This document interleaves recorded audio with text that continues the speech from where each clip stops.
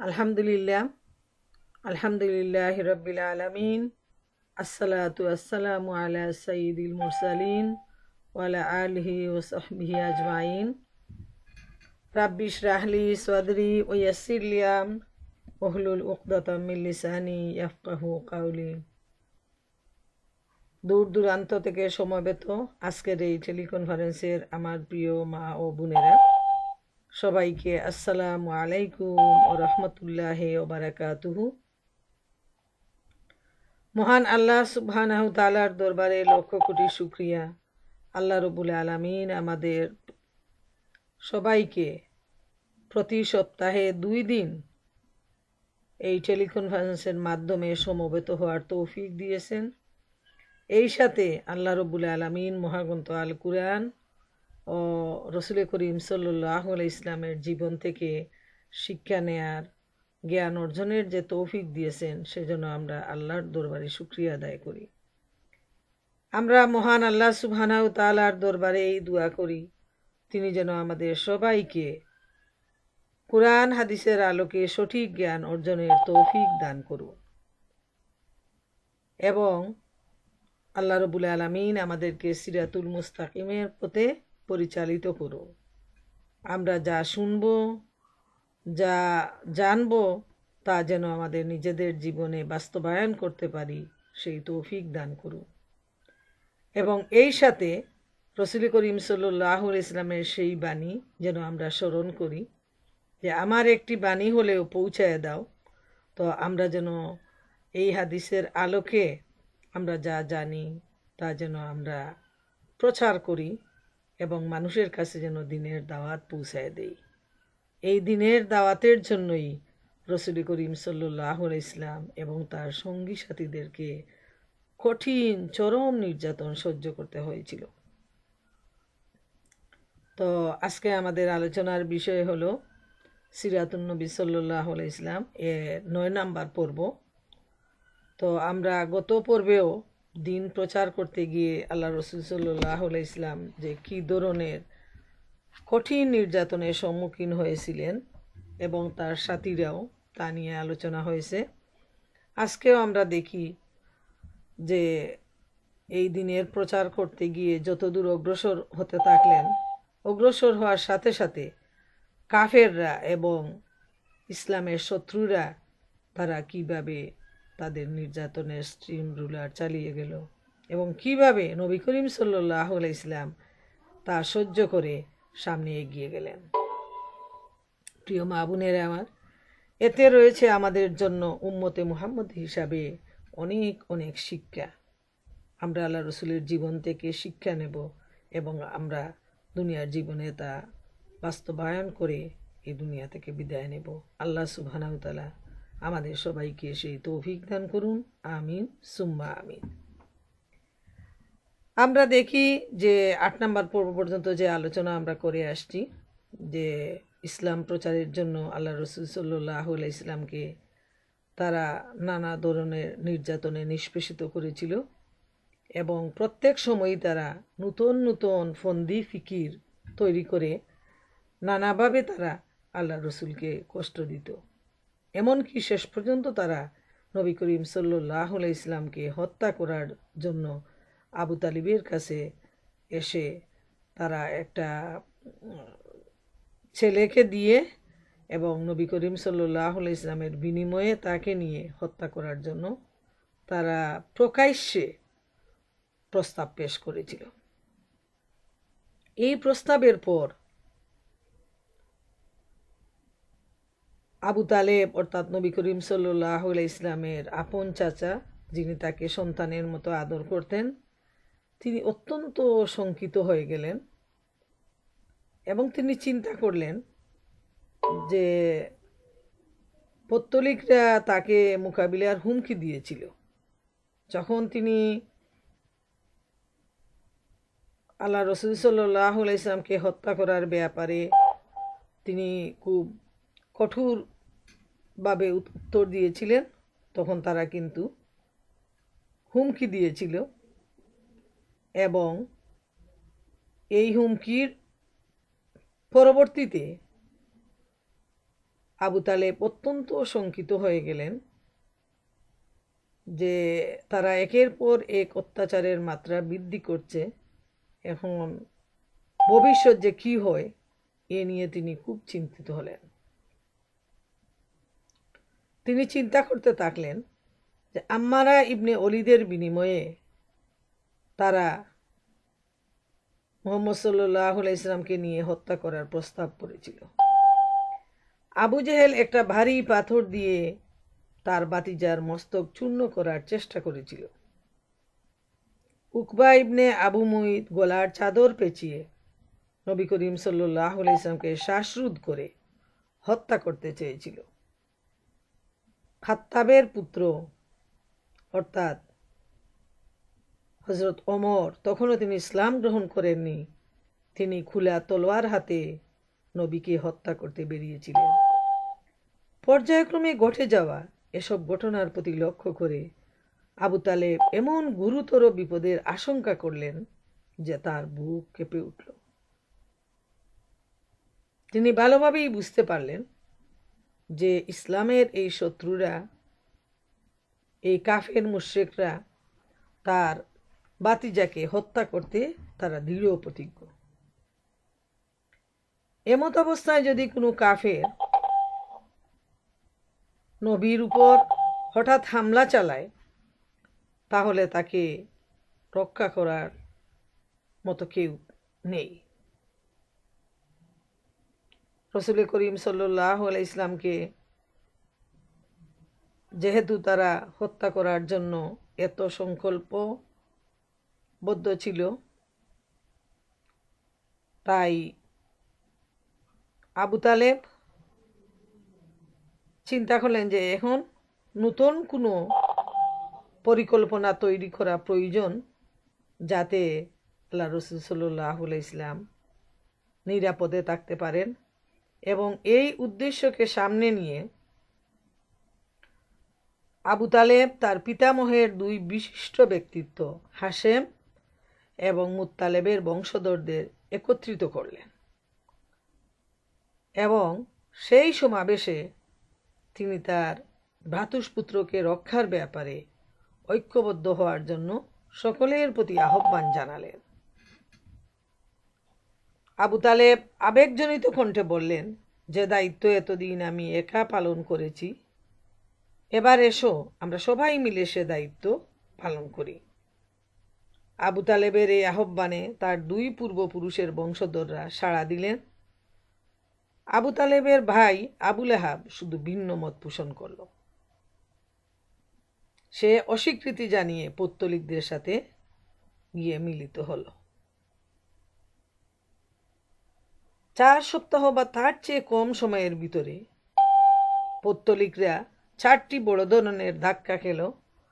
হযরত হামজা এবং হযরত ওমর রাদিয়াল্লাহু তাআলা আনহু ইসলাম গ্রহণ করেন।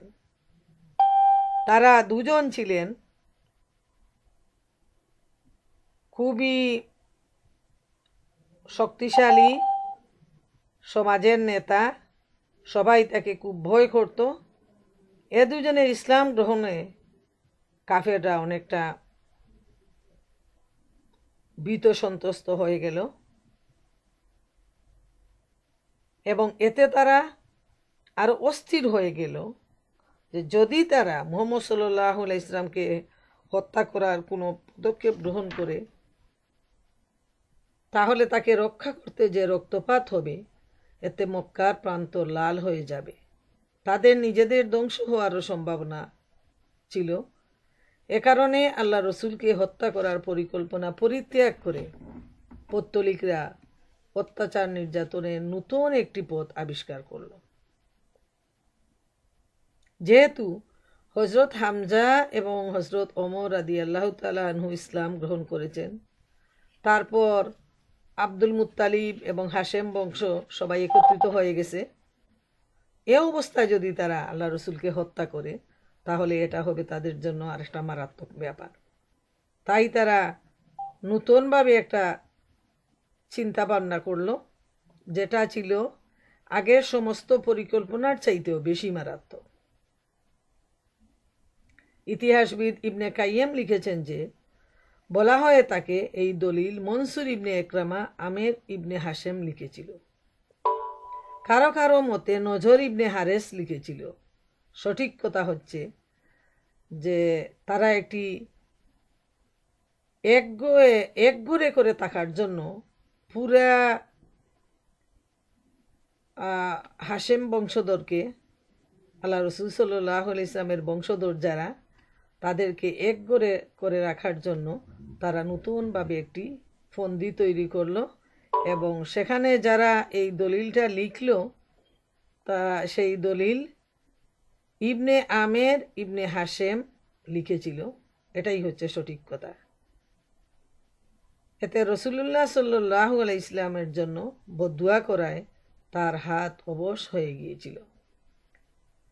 তারা এই দলিলটা লিখার পর কাবাগরে টাঙ্গিয়ে দেয়া হলো।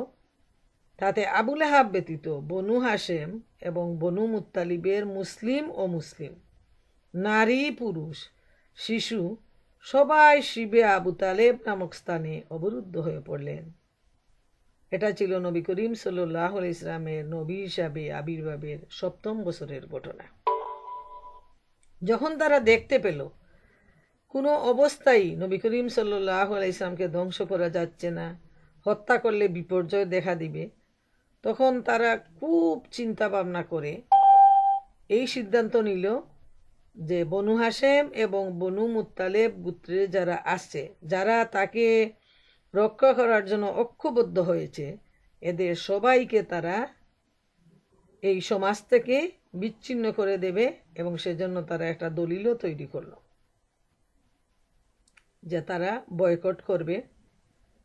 এ বয়কট ছিল অত্যন্ত গুরুতর। খাদ্য সামগ্রী সরবরাহ বন্ধ করে দেয়া হলো।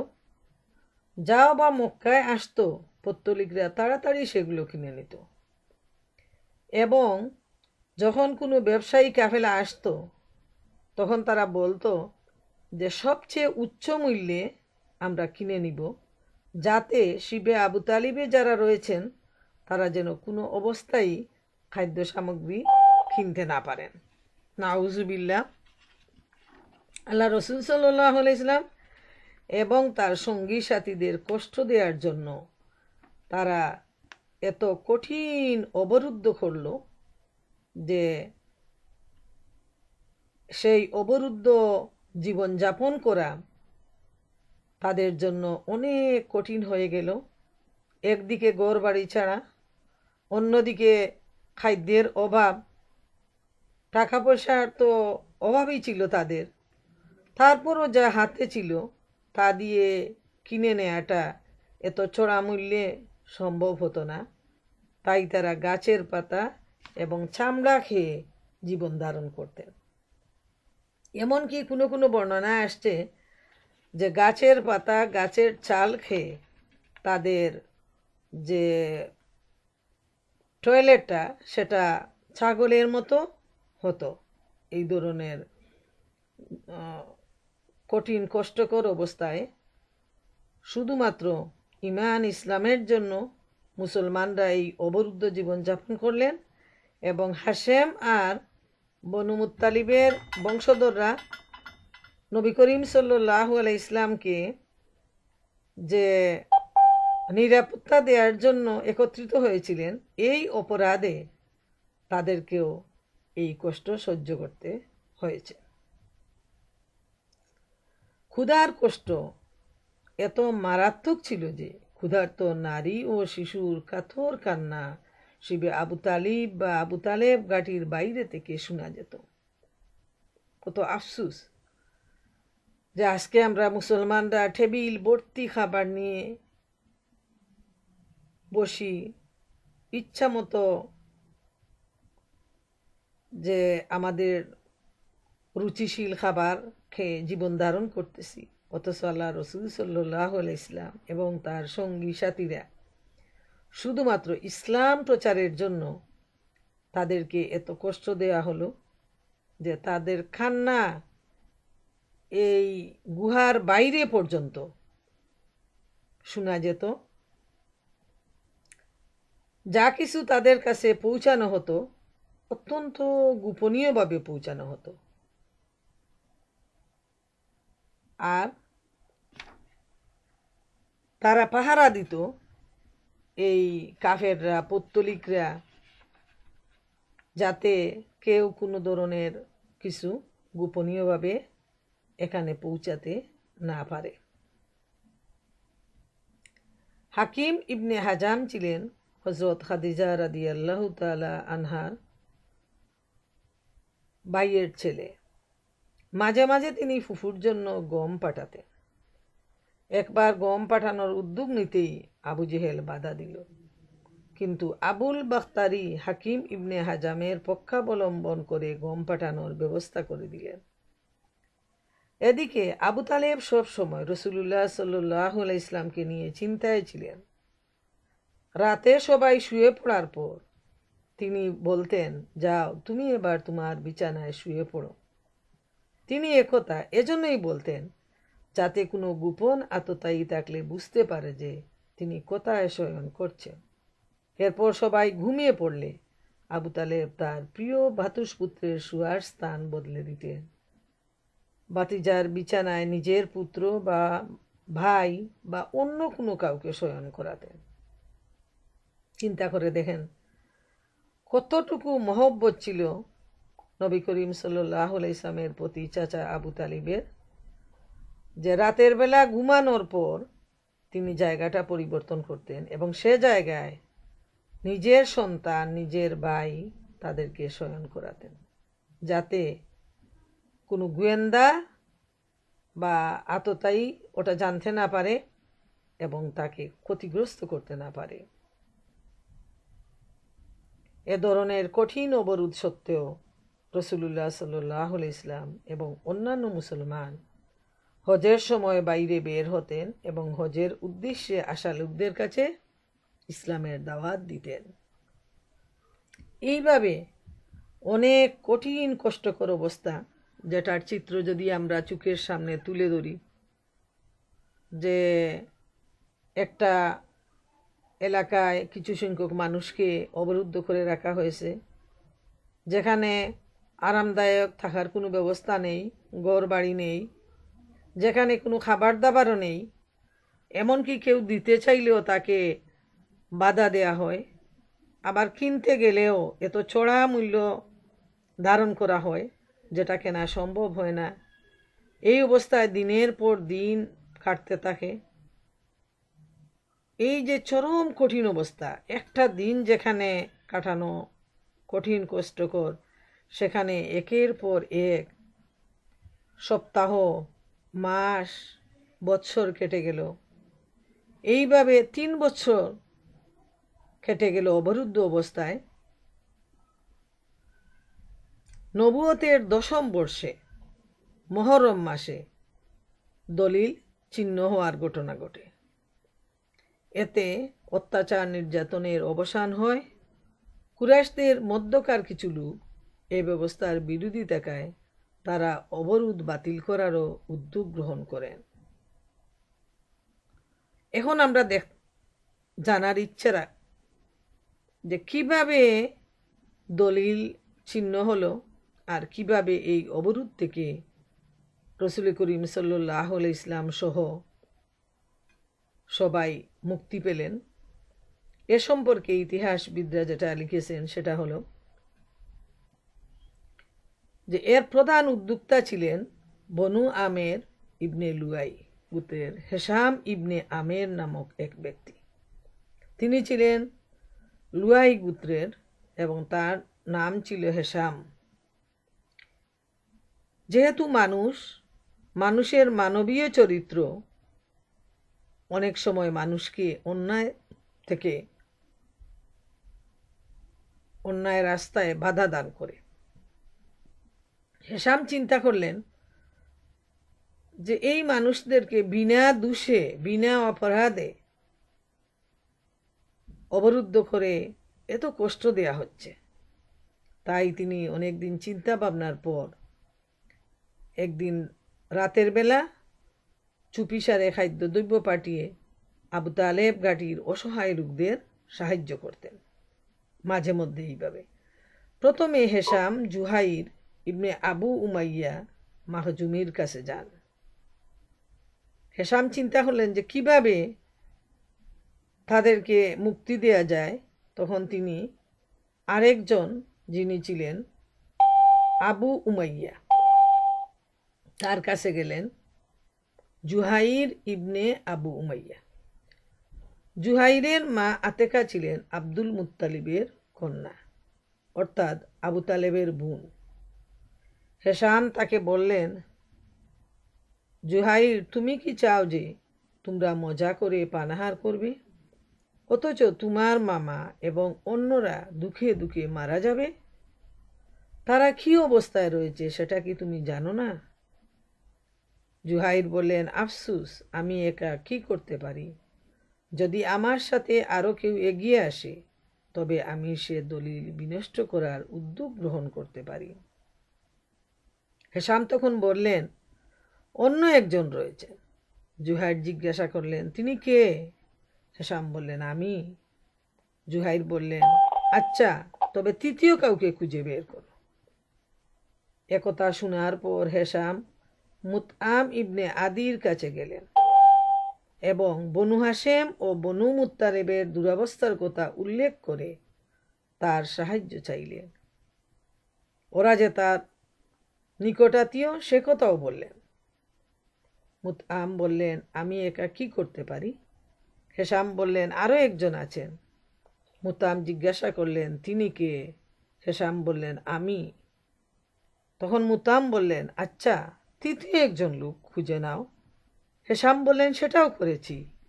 মুতআম বললেন, তিনি কে? হেশাম বললেন, তিনি হচ্ছেন জুহাইর ইবনে উমাইয়া। মুতআম বললেন, আচ্ছা, চতুর্থ একজন তালাশ করো। এরপর হেশাম আবু বাখতারির কাছে গেলেন এবং তার সাথেও মুতআমের কাছে যেভাবে বলেছেন সেভাবে বললেন। আবু বাখতারি জানতে চাইলেন, এ ব্যাপারে সমর্থক কেউ আছে কিনা? হেশাম বললেন, হ্যাঁ, আছে। এরপর তিনি জুহাইর ইবনে আবু উমাইয়া, মুতআম ইবনে আদি এবং নিজের কথা জানালেন। আবুল বাখতারি বললেন, আচ্ছা, তবে বিশ্বস্ত একজন লোক খোঁজ করো। এরপর হেশাম জামআ ইবনে আসওয়াদ ইবনে মুত্তালেব ইবনে আসাদের কাছে গেলেন। তার সাথেও বনু হাশেম ও বনু মুত্তালিবের দুরবস্থার বিষয়ে আলোচনা করে সাহায্য চাইলেন। তিনি জানতে চাইলেন অন্য কেউ সহায়তাকারী আছে কিনা। হেশাম বললেন, হ্যাঁ, আছে। এরপর সকলের নাম জানালেন। পরে উল্লেখিত সবাই হাজুন নামক জায়গায় একত্রিত হয়ে দলিল বিনষ্ট হওয়ার ব্যাপারে অঙ্গীকারাবদ্ধ হলেন। জুহাইর বললেন, প্রথমে আমি কথা তুলব।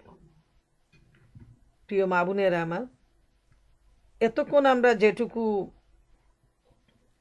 ইতিহাস থেকে জানতে পারলাম যে পলিসিটা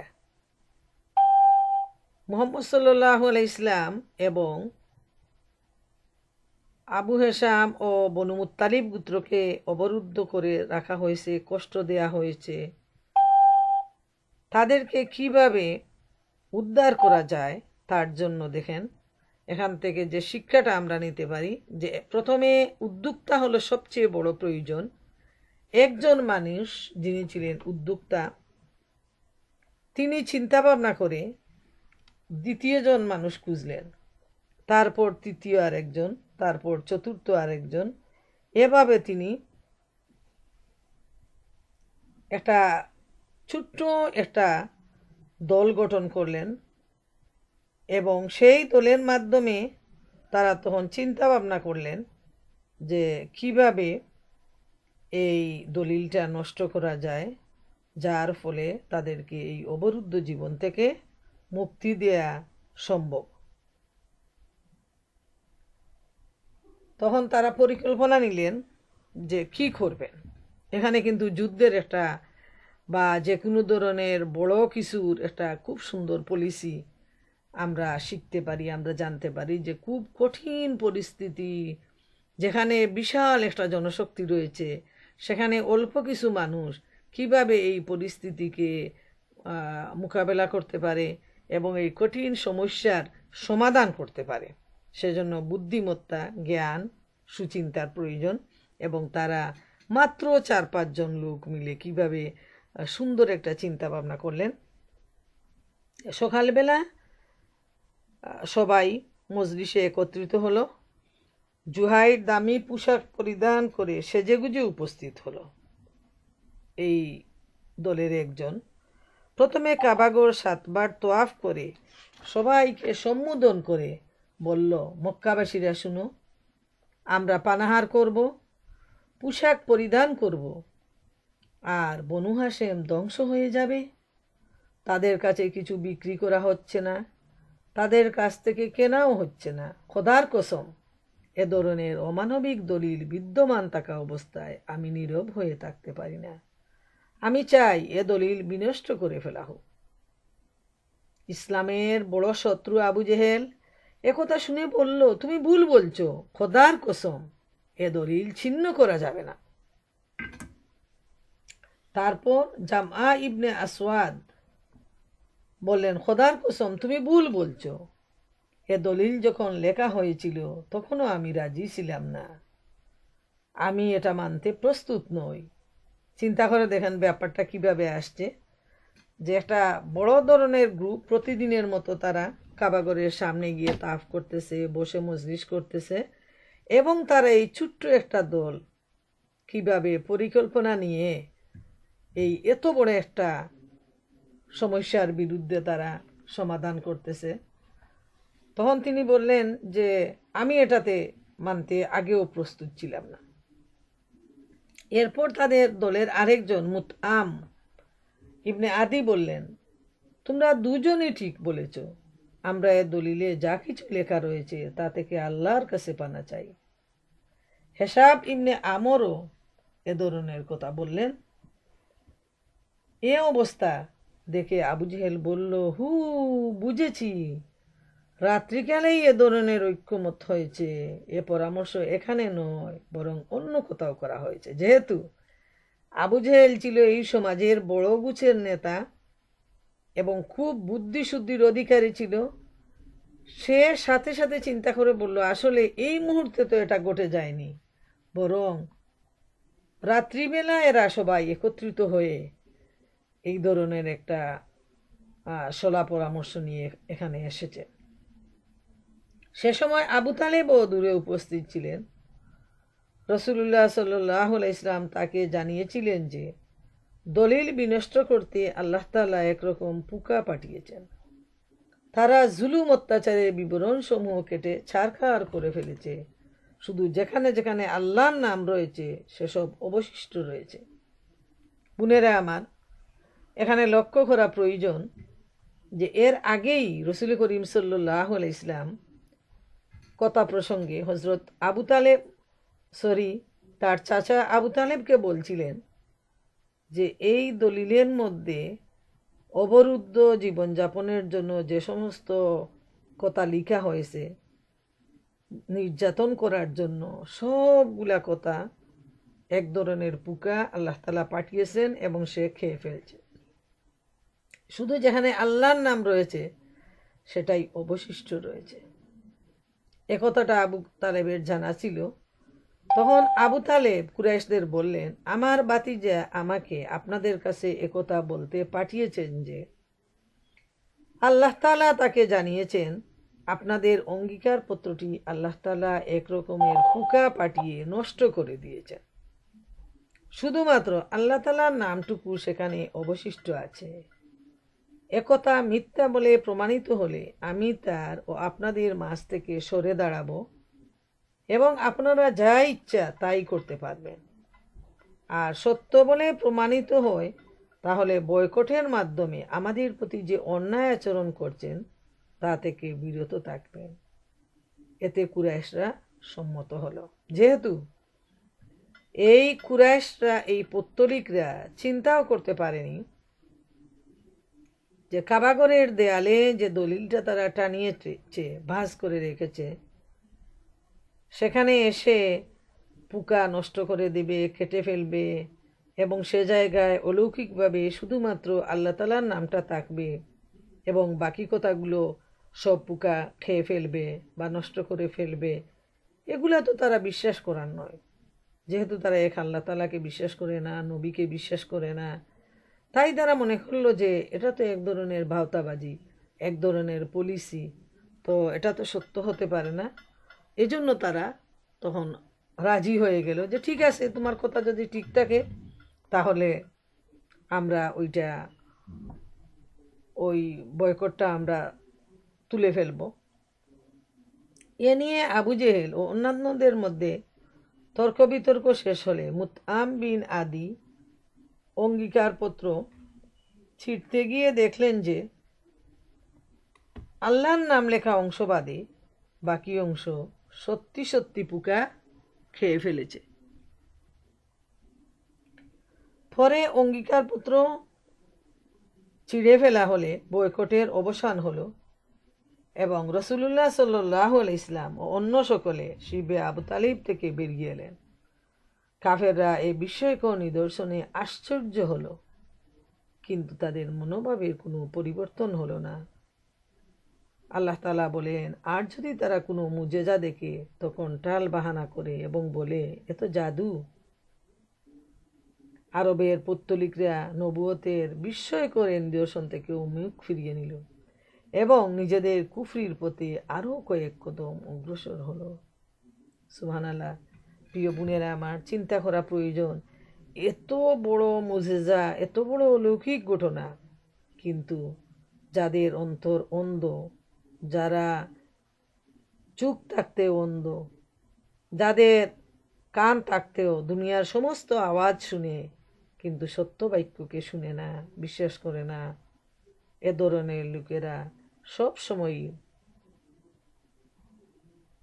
খোদা দ্রোহিতা করেই যায়।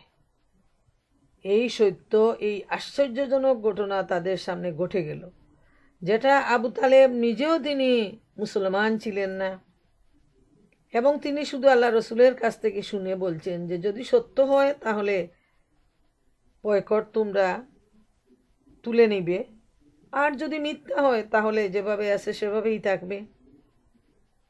কিন্তু আরবের এই কাফের মুশরিক, এই পৌত্তলিকরা যারা এক আল্লাহকে বাদ দিয়ে তাগুদের উপাসনা করত, এত বড় সত্য, এত বড় মুজেজা তাদের সামনে পরিষ্কারভাবে তুলে ধরার পরও তারা মিথ্যার উপর দাঁড়িয়ে রইল, অন্যায়ের উপর রইল এবং সত্যকে তারা প্রত্যাখ্যান করলো, নবুয়তকে তারা অস্বীকার করলো। তাই আল্লাহ তাআলা বলছেন যে যত বড় নিদর্শনই আসুক তারা মুখ ফিরিয়ে নিবে এবং তারা কুফরির পথে থাকবে, তারা ইসলামকে মেনে নিবে না, যেহেতু এরা হচ্ছে সবচেয়ে পাপী এবং সবচেয়ে বড় অন্যায় সাধনকারী একটি সাম্প্রদায়িক দল, যাদের সামনে সূর্য যেভাবে পরিষ্কার হয়ে প্রতিদিন ভোরবেলা উঠে, ঠিক সেভাবে তাদের সামনে নবুয়তের সূর্য ছিল।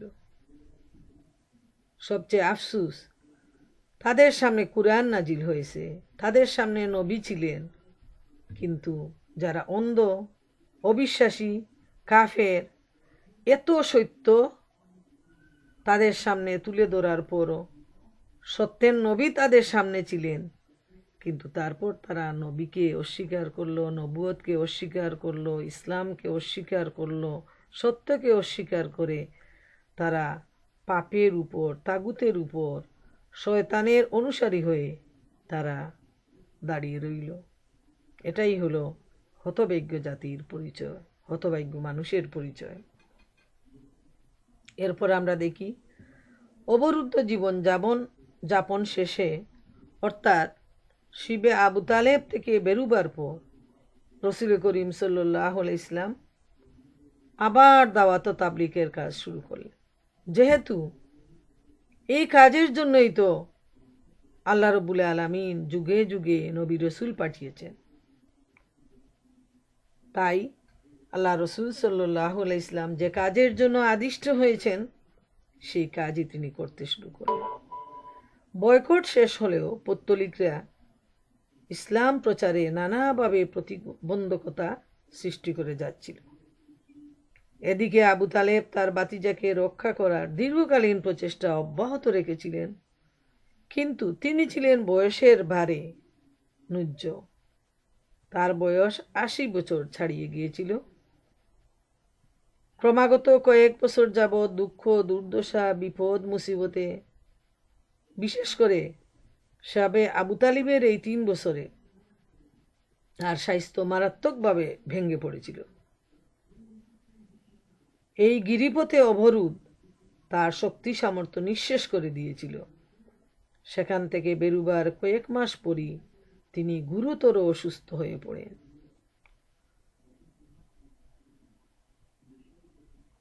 পত্তলিকরা চিন্তা করল, আবু তালেব যেভাবে অসুস্থ হচ্ছেন, এখন তার জীবনের শেষ সময়, তার মৃত্যুর পর যদি আমরা তার বাতিজার উপর কোনো বাড়াবাড়ি করি, তখন আমাদের দুর্নাম হবে।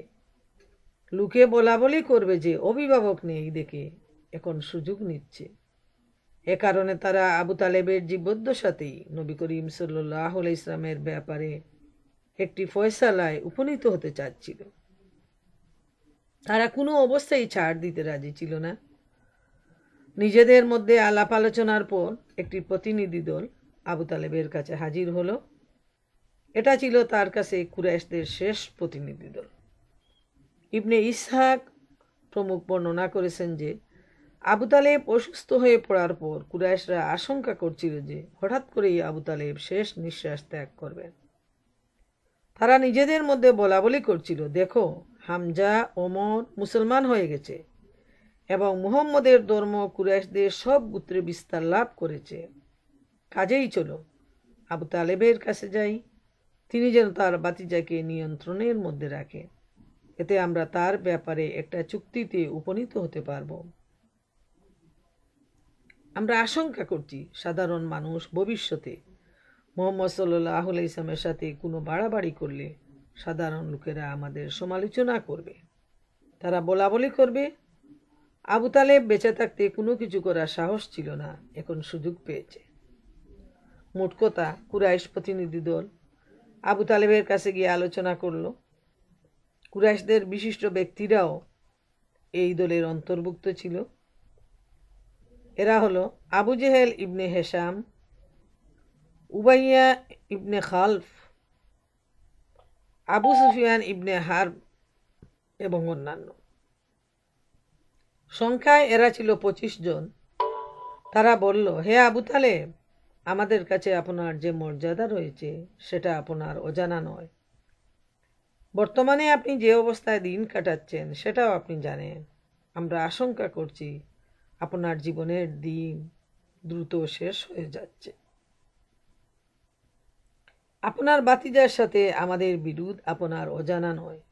আমরা চাই আপনি তাকে ডেকে তার সাথে আমাদের একটা সমঝোতার ব্যবস্থা করুন। আমরা তার সাথে অঙ্গীকারে আবদ্ধ হতে এবং তাকেও কিছু অঙ্গীকারে আবদ্ধ করতে চাই। আমরা তাকে তার দিনের উপর ছেড়ে দেব, তিনিও যেন আমাদেরকে আমাদের দিনের উপর ছেড়ে দেন।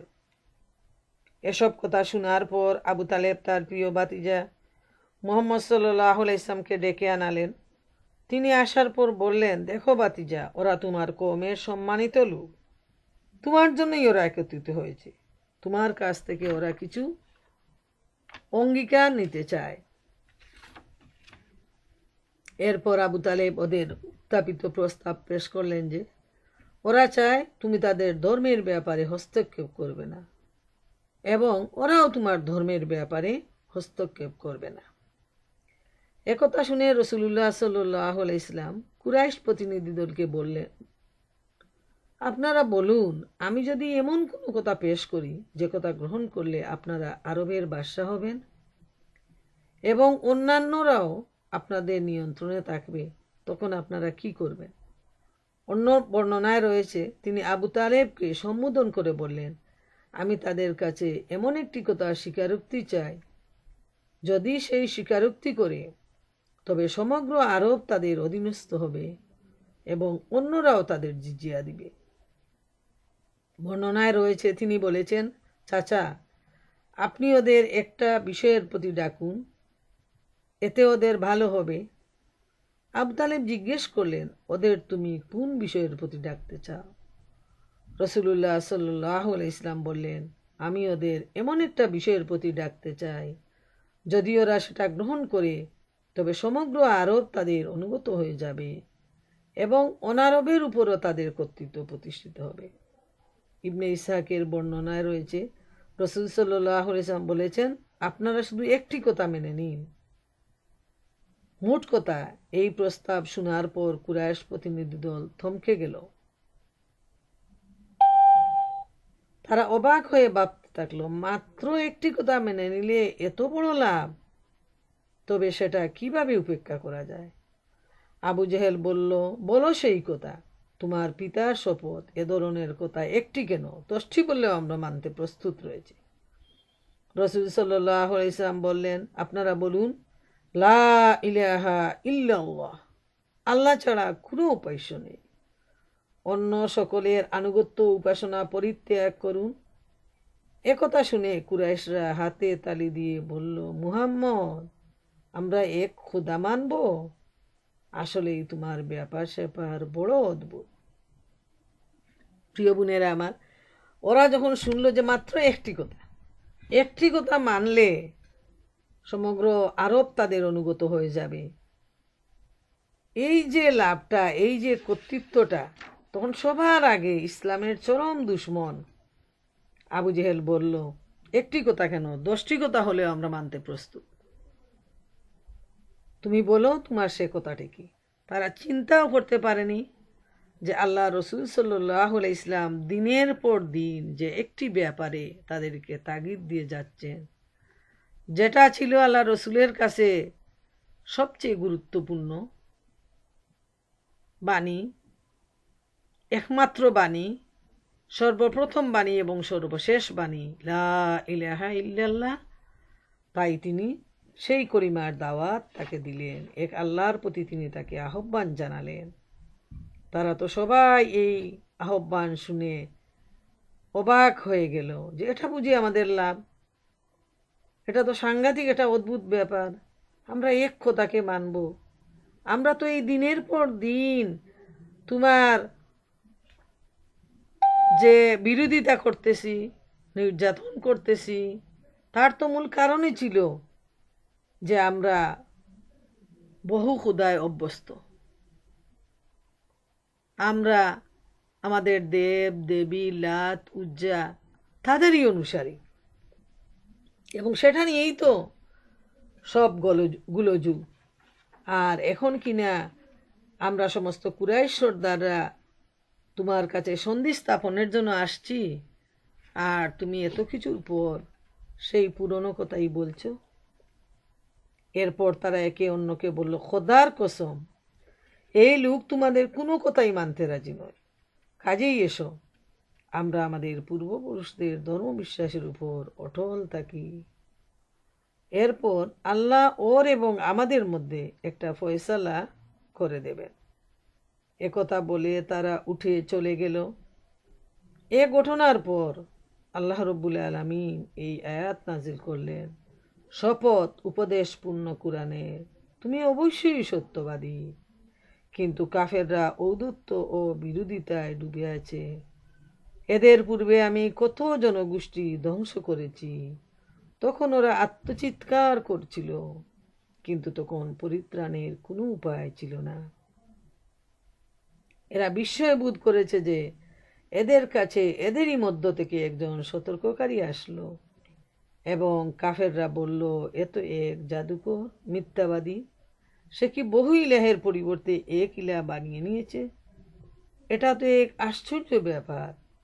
ওদের প্রধানেরা সরে পড়ে এই বলে, তোমরা চলে যাও এবং তোমাদের দেবতাগুলোর পূজায় অবিচল থাকো।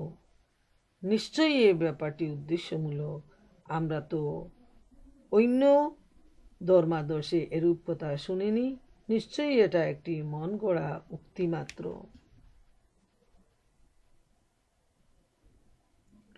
প্রিয় বোনেরা আমার,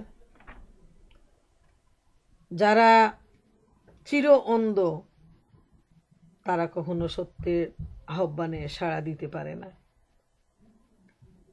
মহাগ্রন্থ আল কুরআনে তাদের সম্পর্কে বারবার উপদেশ বানিয়ে আসছে, বারবার তাদেরকে তাগিদ দেয়া হচ্ছে যে তোমরা এখনো ফিরে আসো সত্যের পথে, কুরআনের পথে, ইসলামের পথে, আল্লাহর পথে।